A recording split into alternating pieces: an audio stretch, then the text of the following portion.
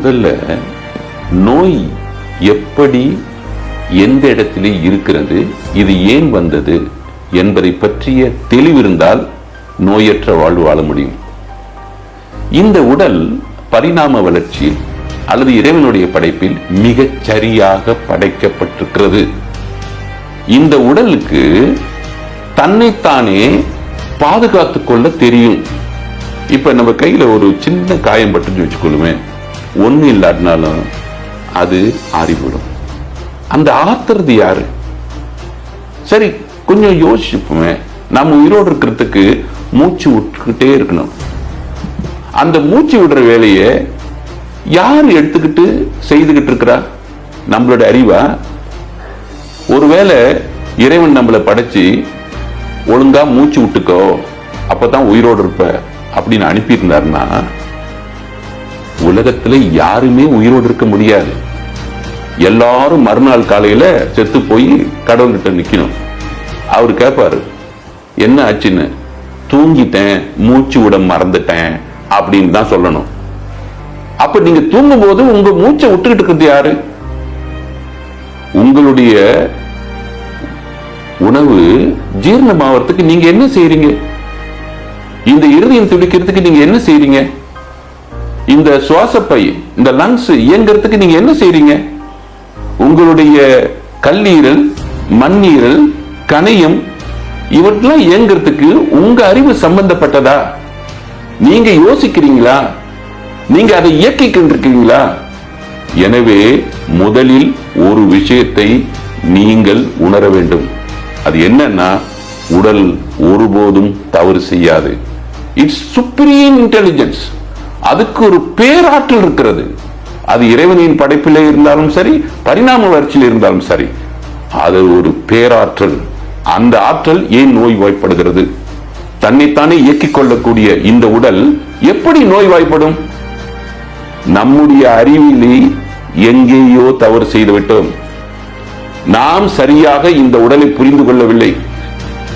இந்த உடல் நம்முடைய பேசிக்கொண்டே இருக்கிறது, உரையாடிக்கொண்டே இருக்கிறது. பசிச்சா சொல்லும், தாகம் எடுத்தா சொல்லும், குளிர்னா சொல்லும், சூடா இருந்தா சொல்லும், மலம் வந்தா சொல்லும், மூத்திரம் வந்தா சொல்லும்.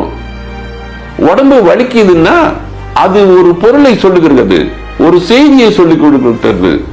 இந்த உடல் உரையாடலை, இந்த உடல் சொல்வதை கேட்டால் போதும் நிச்சயமாக நோயற்ற வாழ்வு வாழ முடியும்.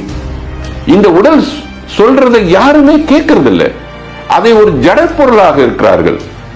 யாருக்கு அறிவு கூட நீங்க நினைக்கிறீங்க? நமக்கு அறிவு கூடவா? இந்த உடலுக்கு அறிவு கூடவா?